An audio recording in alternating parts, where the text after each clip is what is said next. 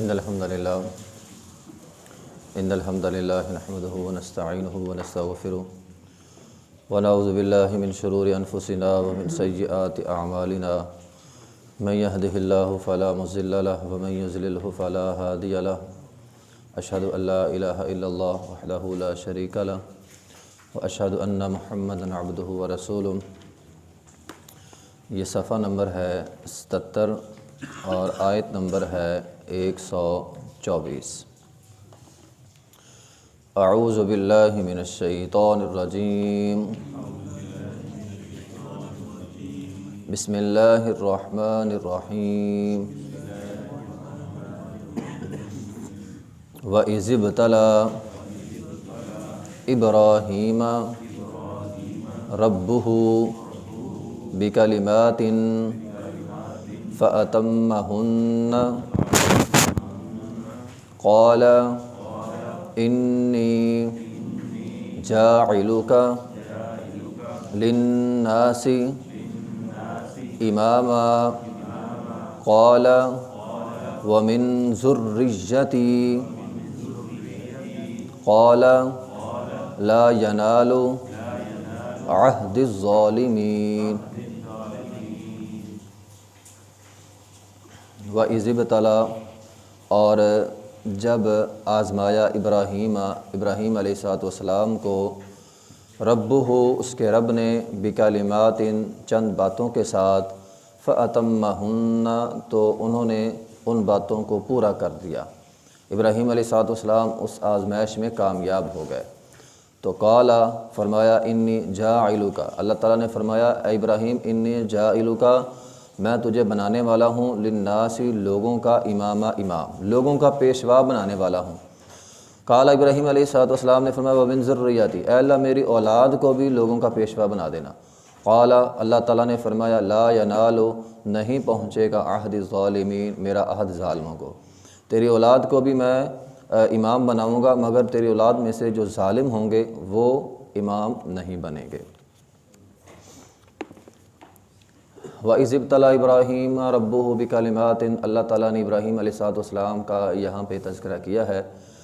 پیچھے بات یہودیوں کی ہوئی تھی، مشرکین کی ہوئی تھی، یہاں اللہ رب العزت نے ابراہیم علیہ السلام کا تذکرہ کیا، کیونکہ یہودی بنی اسرائیل جو تھے اپنی نسبت ابراہیم علیہ السلام کی طرف بھی کرتے تھے کہ ہم ابراہیمی ہیں، چونکہ یہ اسحاق علیہ السلام کی لڑی میں سے تھے، یعقوب علیہ السلام کی لڑی میں سے تھے، تو ان کے باپ دادا ابراہیم علیہ السلام تھے، تو بنی اسرائیلی اپنے آپ کو ابراہیمی کہتے تھے۔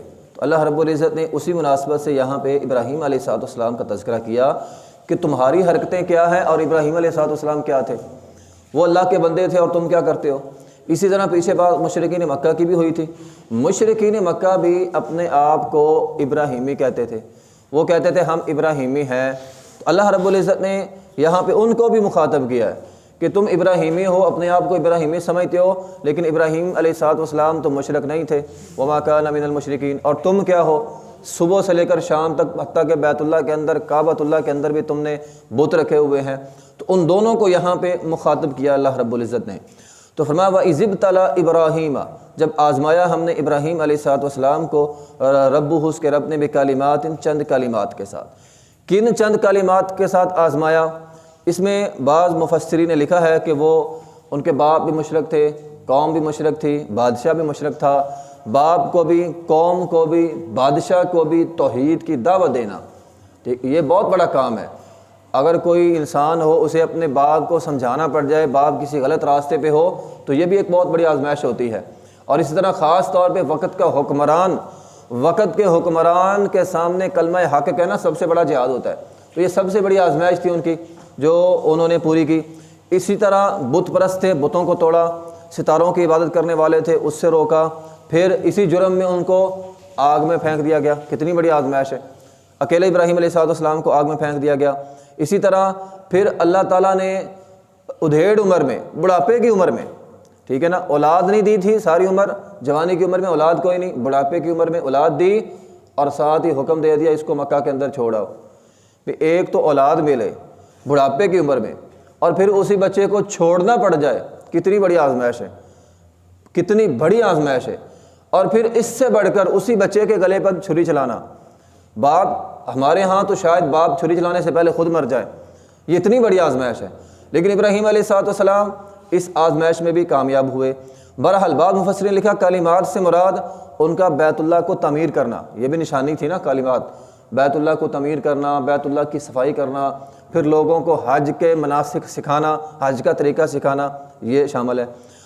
عبداللہ بن عباس رضی اللہ تعالی عنہ نے اس آیت کی تفسیر کی ہے اور فرماتے ہیں کہ وَإِذِ ابْتَلَىٰ إِبْرَاهِيمَ رَبُّهُ بِكَلِمَاتٍ، کلمات سے مراد 10 عمل ہیں، 10 فطرت کے عمل، یا جس کو ہم 10 طہارت کے عمل بھی کہتے ہیں. یہ فطرت میں بھی شامل ہیں اور طہارت میں بھی شامل ہیں.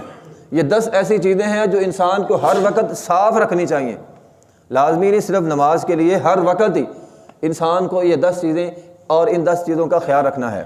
یہ فطرت میں بھی شامل ہے اور ہمارے اسلام میں بھی شامل ہے. ہمارے اسلام میں نبی علیہ الصلوۃ والسلام نے ان 10 چیزوں کو فطرت کے اندر شامل کیا ہے. عبداللہ بن عباس رضی اللہ تعالیٰ فرماتے ہیں 10 چیزیں ہیں جن کا تعلق طہارت کے ساتھ ہے، 5 کا تعلق انسان کے سر کے ساتھ ہے، 5 کا تعلق انسان کے باقی جسم کے ساتھ ہے. جن 5 چیزوں کا تعلق انسان کے سر کے ساتھ ہے ان میں سے ایک مونچھیں کترانا، مونچھوں کو کاٹنا، کلی کرنا، ناک صاف رکھنا، مسواک کرنا اور کنگھا کرنا.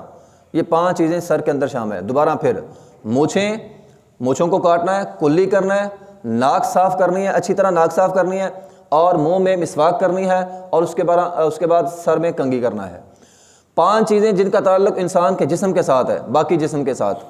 ان میں سے ناخن کاٹنا، زیر ناف بال صاف کرنا، ختنہ کرنا، بغلوں کے بال اکھیڑنا اور استنجا کرنا. یہ 10 چیزیں ایسی ہیں جو انسان کی ہماری فطرت میں شامل ہیں. فطرتاً ان کو صاف رکھنا ضروری ہے اور اسلام کا بھی حکم ہے. دیکھیے یہ 10 چیزیں بڑی اہم ہیں. ان میں سے پہلی چیز مونچھیں کترانا. مونچھوں کو آپ قرآن میں حدیث میں جہاں بھی تذکرہ ملتا ہے مونچھیں کاٹنے کا حکم ہے. مونچھوں کو مونڈنا، اس طرح سے صاف کرنے کا حکم کسی بھی جگہ پر نہیں ہے. نبی علیہ الصلوۃ والسلام مونچھیں کاٹا کرتے تھے، صحابہ کرام مونچھیں کاٹا کرتے تھے. اس لیے بہتر عمل یہی ہے کہ انسان مونچھوں کو کینچی سے کاٹے، نہ کہ اس طرح سے صاف کرے. اس طرح سے صاف کرنے سے صفائی تو ہو جاتی ہے، لیکن چونکہ حکم کاٹنے کا ہے تو کوشش انسان کو کاٹنے کی کرنی چاہیے اور یہی بہتر عمل ہے. تو مونچھوں کو کاٹ لیں. اس کے بعد کلی کرنا، ناک صاف رکھنا. یہ لازمی نہیں صرف وضو میں ہم کریں، ویسے جو بندہ 5 وقت وضو میں کرتا ہے اس کی بھی صاف ہی رہتی ہے. اس کے علاوہ بھی انسان کو اپنی ناک صاف رکھنی چاہیے اور انسان کو اپنا منہ صاف رکھنا چاہیے تاکہ منہ سے بدبو وغیرہ جو ہے وہ نہ آئے.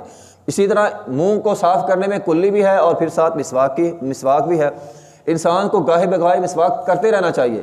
نبی علیہ الصلوۃ والسلام نے فرمایا اگر امت میں مشقت کا خدشہ نہ ہوتا تو میں ہر نماز کے ساتھ، ہر وضو کے ساتھ مسواک کو لازمی قرار دیتا، یعنی حصہ بنا دیتا اس کو، لیکن امت میں مشقت تھی اس لیے یہ حصہ نہیں بنایا. اسی طرح اس میں ہے کنگھا کرنا. ٹھیک ہے، کنگھا کرنا انسان کے ایمان میں شامل ہے. کنگھا کرنا ایمان کے اندر شامل ہے، صفائی کے اندر شامل ہے اور طہارت بھی ہے، اس سے صفائی بھی ہوتی ہے. لیکن اس کا مطلب قطعاً یہ نہیں ہے کہ آپ جیب میں کنگھا رکھ لیں اور ہر 10 منٹ بعد کنگھی کرتے رہیں. بعض لوگ ہر 10 منٹ بعد کنگھی کر رہے ہوتے ہیں. کنگھا کرنے کا حکم ضرور ہے، بالوں کو صاف رکھنے کا حکم ضرور ہے. نبی علیہ الصلوۃ والسلام بالوں کو دھویا بھی کرتے تھے، کنگھی بھی کیا کرتے تھے، خوشبو کا اہتمام بھی کرتے تھے. لیکن اس کا مطلب قطعاً یہ نہیں ہے کہ ہر وقت اسی کام میں آدمی لگا رہے. ایک حدیث میں تو یہاں تک الفاظ ہے، نبی علیہ الصلوۃ والسلام نے فرمایا کنگھی کرو مگر ناگے کے ساتھ. یعنی آپ ایک دن کنگھی کریں، ایک دن چھوڑ دیں. ٹھیک ہے، ہر وقت بالوں کو سنوارتے رہنا یہ بھی اچھی بات نہیں ہے، تو یہ بھی وقت کا ضیاع ہے، اس کو بھی پسند نہیں کیا گیا. تو اس میں ایک ہے اسی طرح ختنہ کرنا. ابراہیم علیہ السلام نے سب سے پہلے ختنہ کیا تھا اور تقریباً بعض روایات میں آتا ہے ان کی تقریباً 80 سال عمر تھی. تو 80 سال عمر میں انہوں نے اپنا ختنہ کیا تھا. تو یہ ابراہیم علیہ السلام کی سنت ہے. اسی طرح اس میں یہ ہے ناخن کاٹنا.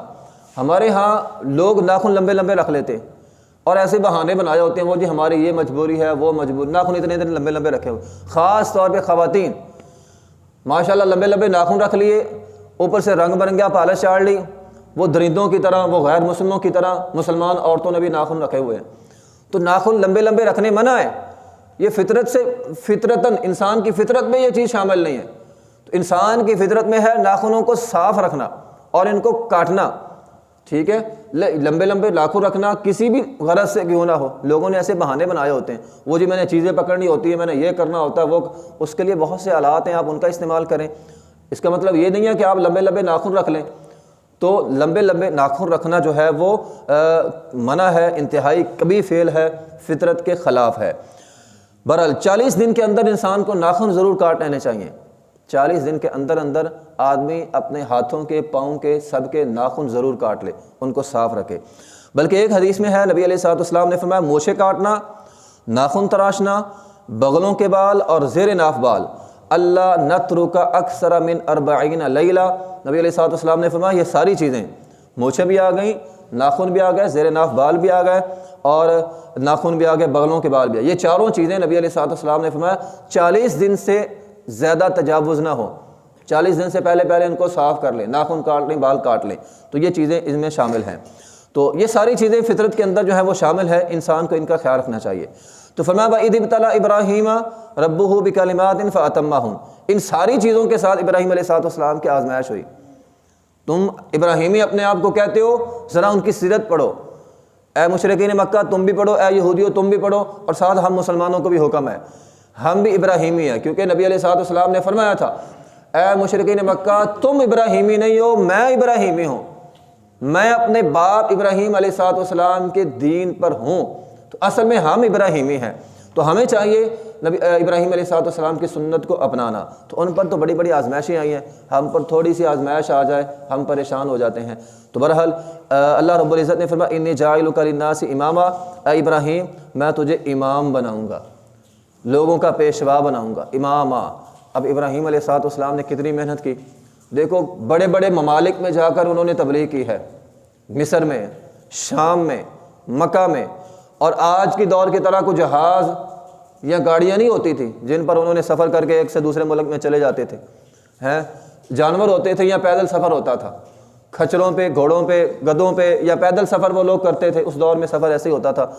تو ان چیزوں پہ انہوں نے سفر کر کے بڑے بڑے ملکوں میں جا کر تبلیغ کی ہے، مصر میں بھی گئے ہیں، شام میں بھی گئے ہیں، مکہ میں بھی آئے ہیں، بیت اللہ کو انہوں نے تعمیر کیا ہے۔ تو ایسے کہ اللہ تعالیٰ نے ان کو امام نہیں بنا دیا، انہوں نے محنت کی ہے، اور اللہ تعالیٰ نے ان کو للناس، پوری انسانیت کے لیے، کسی ایک گروہ کے لیے نہیں، پوری انسانیت کے لیے اللہ تعالیٰ فرماتے ہیں ہم نے امام بنا دیا۔ تو ابراہیم علیہ السلام کے متعلق ہے نا ان ابراہیم کان امۃ، اللہ رب العزت نے ابراہیم علیہ السلام کی محنت کی وجہ سے فرمایا ابراہیم تو اکیلا پوری امت کے برابر ہے، جتنے کام ایک امت کر سکتی ہے اتنے کام اکیلے ابراہیم علیہ السلام نے کیے، جتنے کام ایک جماعت مل کر بڑی جماعت کر سکتی ہے نا اتنے کام اکیلے ابراہیم علیہ السلام نے کیے، اس لیے ان کو امت کہا گیا ہے۔ بہرحال معراج کے موقع پہ نبی علیہ السلام نے ابراہیم علیہ السلام کو دیکھا تھا، اور جب واپس آئے صحابہ کرام کو بتلایا تو نبی علیہ السلام نے فرمایا موسیٰ علیہ السلام کی شکل ایسی تھی، عیسیٰ علیہ السلام کی ایسی تھی، ہارون علیہ السلام کی ایسی تھی۔ جب بات آئی ابراہیم علیہ السلام کی تو نبی علیہ السلام نے فرمایا جس نے ابراہیم علیہ السلام کو دیکھنا ہو وہ مجھے دیکھ لے، یعنی نبی علیہ السلام کی شکل اللہ تعالیٰ نے ابراہیم علیہ السلام جیسی شکل بھی بنائی تھی، سیرت بھی ان جیسی، صورت بھی ان جیسی، کردار بھی ان جیسا۔ تو نبی علیہ السلام نے فرمایا جس نے ابراہیم علیہ السلام کو دیکھنا ہو وہ مجھے دیکھ لے۔ تو نبی علیہ السلام کی شکل اللہ تعالیٰ نے ابراہیم علیہ السلام پہ بنائی تھی۔ اور پھر پچھلی آیت میں ہم نے وہ شکر کے بارے میں پڑھا، تو ابراہیم علیہ السلام سے بڑھ کر شکر کرنے والے کون تھے؟ شاکر لانعمہ، ان کا یہ لقب تھا کہ وہ شکر کرنے والے تھے۔ تو انسان کو اگر ابراہیمی بننا ہے تو پھر نعمتوں پر شکر ادا کرنا ہوگا، پھر وہ مہمان نواز بڑے تھے۔ بہرحال ان کی بڑی لمبی سیرت ہے۔ تو ابراہیم علیہ السلام نے فرمایا اللہ اب مجھے تو امام بنانے لگا ہے تو وَمِنْ ذُرِّيَّتِي، اے اللہ میری اولاد کو بھی امام بنا دے۔ اچھا یہاں ذہن میں بات یہ آتی ہے، جب ہم ابراہیم علیہ السلام کا اتنا بڑا کردار پڑھتے ہیں، ان کی اتنی بڑی سیرت پڑھتے ہیں، تو ذہن میں خیال آتا ہے شاید ان کے اندر جذبات نہیں تھے، اپنی بچی کے گلے پر چھری چلا دی، یہ تو وہی کر سکتا ہے نا جس کے اندر جذبات نہ ہو۔ تو اس آیت نے یہ بھی ثابت کر دیا ان کے اندر جذبات بھی تھے اولاد سے محبت کے۔ اللہ تعالیٰ نے فرمایا تجھے امام بنانے لگا ہوں، ساتھ دعا کر دیا اللہ میری اولاد کو بھی بنا دے۔ تو یہ بندے کے دل میں جب اپنی اولاد کے بارے میں جذبات ہو نا پھر آدمی ایسی دعا کرتا ہے، تو یہ دعائیں کرنی چاہیے۔ ابراہیم علیہ السلام کی اس سیرت سے ہمیں یہ پتہ چلا ہے کہ اپنی اولاد کے لیے دعائیں کرتے رہنا چاہیے۔ ہمارے معاشرے میں کیا ہوتا ہے، ہر وقت اولاد کو بد دعائیں، تیرا ککھ نہ رہے، تیرا ککھ نہ رہے، اس بیچارے کا واقعی ککھ نہیں رہتا، ٹھیک ہے، ہر وقت بد دعا دینی نہیں چاہیے، اولاد کو بد دعا نہیں دینی چاہیے۔ اگر وہ غلط حرکت بھی کرتے ہیں تو بد دعا دینے کی بجائے ان کے حق میں دعا کر دیں، تو جہاں آپ کی بد دعا قبول ہوتی ہے وہاں پہ آپ کی دعا بھی قبول ہوتی ہے، تو دعا کر دیں، اللہ اسے ہدایت دے دے گا۔ تو اس کی بہت ساری مثالیں موجود ہیں۔ تو بہرحال انسان کو اپنی اولاد کو بد دعا نہیں دینی چاہیے۔ نبی علیہ الصلوۃ والسلام نے فرمایا لا تدعوا علی انفسکم، اپنے آپ کو بد دعا نہ دو، ولا تدعوا علی اولادکم، اپنی اولاد کو بد دعا نہ دو، ولا تدعوا علی اموالکم، مال کو برا نہ کہو، تجھے اللہ تعالیٰ نے گاڑی دی ہے، گھر دیا ہے، دکان دی ہے، کبھی بھی اس کو گالی نہ نکال، اگر وہ نہیں چلی بعض اوقات انسان گالیاں نکالنی شروع کر دیتا ہے، ٹھیک ہے۔ تو اپنے مال کو، مال کے اندر ساری چیزیں آ جاتی ہیں، آپ کی گاڑی بھی آ گئی، آپ کی دکان بھی آ گئی، آپ کی تجارت بھی آ گئی، آپ کا موٹر سائیکل بھی آ گیا، سارا کچھ ہی آ گیا اس میں، ٹھیک ہے۔ تو کبھی بھی اپنی چیزوں کو بد دعا نہ کریں، ان کو برا بھلا نہ کہیں۔ اللہ کی نعمتیں ہیں تو اللہ کی نعمتوں کو برا بھلا نہیں کہنا چاہیے۔ نبی علیہ الصلوۃ والسلام نے فرمایا لا توافقوا من اللہ الساعہ، ایک گھڑی ایسی آتی ہے، ٹھیک ہے، یسأل اللہ، تو اللہ تعالیٰ سے سوال کرتا ہے، وہ تیرا سوال حق میں ہو یا خلاف ہو، دعا کی شکل میں ہو یا بد دعا کی شکل میں ہو، تو ٹھیک ہے، فیہا عطاء، اس میں اللہ تعالیٰ نے ایک گھڑی رکھی ہوتی ہے کہ اس میں اس کے منہ سے جو نکلا نا وہ میں نے اس کو دے دینا ہے۔ اب تیرے منہ سے اگر دعا نکلی وہ بھی مل گیا، اگر تیرے منہ سے بد دعا نکل گئی تو وہ بھی پوری ہو گئی۔ تو اس لیے انسان بد دعائیں نہ کیا کرے، انسان زیادہ گالی نکالنا ہی جرم ہے، تو انسان نہ گالی نکالے کسی کو، نہ اپنی اولاد کو، نہ کسی اور کو، اور نہ ہی بد دعا کرے۔ نبی علیہ الصلوۃ والسلام نے فرمایا وہ عطا کی گھڑی ہوتی ہے، فیستجیب لکم، صحیح مسلم کی حدیث ہے، فرمایا تم مانگتے ہو اللہ تعالیٰ قبول کر لیتا ہے۔ اس لیے انسان کو اپنی اولاد کے بارے میں دعا کرتے رہنا چاہیے۔ تو ابراہیم علیہ الصلوۃ والسلام نے فرمایا ومن ذریتی، اے اللہ میری اولاد کو بھی امام بنا دے۔ اللہ تعالیٰ نے فرمایا ٹھیک ہے، دعا قبول ہو گئی۔ اب فرمایا تیری اولاد بھی امام بنے گی، لیکن ایک شرط لگا دی ساتھ ہی، قال لا ینال عہد الظالمین، تیری اولاد میں سے جو ظالم ہوگا نا وہ امام نہیں بنے گا، اس کو ہدایت نہیں پھر ملے گی، وہ پیشوا نہیں بنے گا، وہ رہنما نہیں بنے گا، ٹھیک ہے۔ تو اللہ تعالیٰ نے ابراہیم علیہ الصلوۃ والسلام کے اولاد میں سے انبیاء کرام کا سلسلہ جاری کیا، پھر اس کے بعد نیک لوگوں کا سلسلہ بھی ہے، پھر علماء کا سلسلہ بھی ہے، تو یہ سارے نیک لوگ ان کی دعا کی وجہ سے۔ لیکن جو ظالم ہے، فرمایا ظالم کو اللہ تعالیٰ ہدایت نہیں دیتا، ظالم کو انبیاء کی دعا سے بھی ہدایت نہیں ملتی، اس لیے انسان کو ظلم سے بچنا چاہیے۔ وآخر دعوانا الحمد للہ رب العالمین۔